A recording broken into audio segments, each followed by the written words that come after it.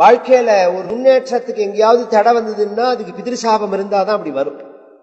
பிதிருசாபம் இல்ல, பிதிர்கள் அனுகிரகம் இருந்தா முன்னேற்றம் கரெக்டா இருக்கு. அதனாலதானே ஒரு பூஜை மற்ற விஷயத்தை காட்டிலும் ஸ்ராத்தத்தை கண்டா பயப்படுவார். ஸ்ரத்தையா கிரியமான கர்மா, தர்ப்பணம் ஒழுங்கா பண்ணணும், ஸ்ரார்த்தம் ஒழுங்கா பண்ணணும், அதை விட்டுடக்கூடாது. ஏன்னா தந்தும் தன்வன் பிதிருன்னு ஏச்சேத்து. இவன் ஒழுங்கா ஸ்ரார்த்தாதிகள் பண்றானா இல்லையான்னு குழந்தைகளை பார்த்து தெரியும்னா. கோழிக்கோடுல 1950 ஒரு மீட்டிங் நடந்தது. எங்க தாத்தா சதஸ் நடக்கிறது, செங்காலிபுரம் அனந்தராம தீட்சிதர் அதுல கலந்துக்கிறார். ஒவ்வொருத்தருக்கும் ஒவ்வொரு சப்ஜெக்ட்ல பேசணும். எங்க தாத்தாவுக்கு பிதிர் பூஜனம்னு சப்ஜெக்ட், பிதிர்களை பூஜை பண்றது அப்படிங்கிற சப்ஜெக்ட்ல அவர் பேசுறார். அந்த சதஸுக்கு ஹெட்டா வந்திருக்கிறவர் திருவனந்தபுரம் ஹைகோர்ட் ஜட்ஜ். அவர் பிராமணர். அவரோட சொந்த ஊர் கொல்லம். ஆனா இப்ப அவர் திருவனந்தபுரத்துல இருக்கார். தாத்தாவோட பேசிட்டு இருக்கிறது அவர் சாதாரணமா சொன்னார், எனக்கு இதுல எல்லாம் கான்பிடன்ஸ் கிடையாதுன்னு. அவர் யாரு? அந்த ஜட்ஜ். சிரார்த்தம் தர்ப்பணம் இதெல்லாம் எனக்கு பெருசா நம்பிக்கை கிடையாது அப்படியே சொல்றார். அந்த பொதுவாவே இந்த இங்கிலீஷ் படிப்பே ஒரு முட்டாள்தனமான திமிரை கொடுக்கும். அதுதான் அதுல உள்ள பிரச்சனை. அவனுக்கு அந்த சப்ஜெக்டும் புரியாது, இதையும் கண்டு வெறுப்பான். இதான் அதுல உள்ள ப்ராப்ளமே.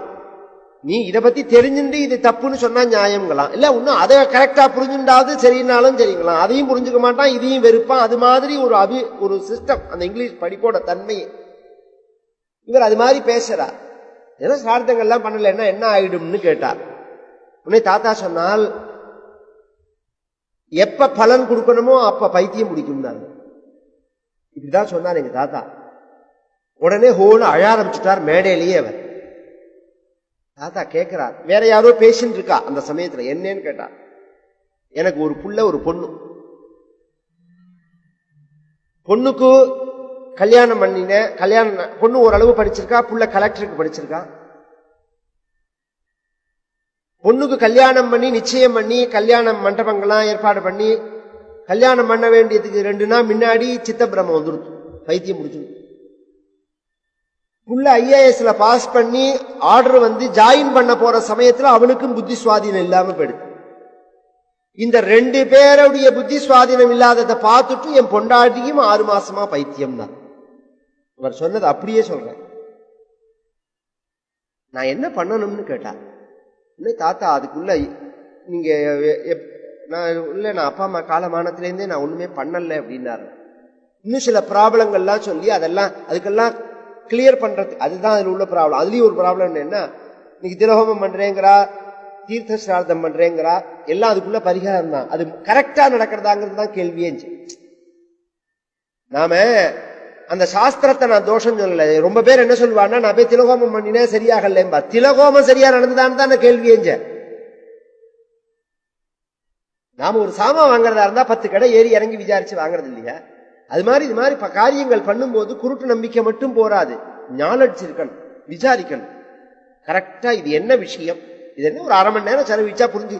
நீங்க நாலெட்ஜ் இல்லாதனால தானே இதுல ஏமாத்தே வரது. ஒரு விஷயத்தை பேசிக்கா உள்ளதா நீங்க தெரிஞ்சுட்டேன்னாதான் ஏமாத்தாம இருப்பா. ஒரு சாமான வாங்கறதே அதை பத்தி தெரிஞ்சுக்கிறோமோ. நம்ம ஒரு காய் வாங்கினா கூட அது முத்தின காயா, பிஞ்சு காயா, வாடின காயா, நல்ல காயான்னு பாக்கிறோமோ. ஒரு காரியங்கள் பண்றதே அதை பத்தின நாலெட்ஜ் இருந்தாதானே நல்லபடியா பண்ண முடியும். நிறைய கரெக்டானபடி பண்ணினா எதுக்குமே இன்னைக்கு 2021 பலன் உண்டு, இல்லைன்னு சொல்லிடவே முடியாது. அதெல்லாம் ஒழுங்கா தாத்தா சொன்னபடி அவர் பண்ணினார். கரெக்டா கிளியர் ஆகி 3 வருஷத்துல எல்லாம் பழைய பாதைக்கு வந்துடுது. எதுக்கு சொல்றேன்னா, அது அந்த பிதற்களை மட்டும் சரியா நாம பூஜிக்கலன்னா வம்சத்தை பாதிக்கும். அது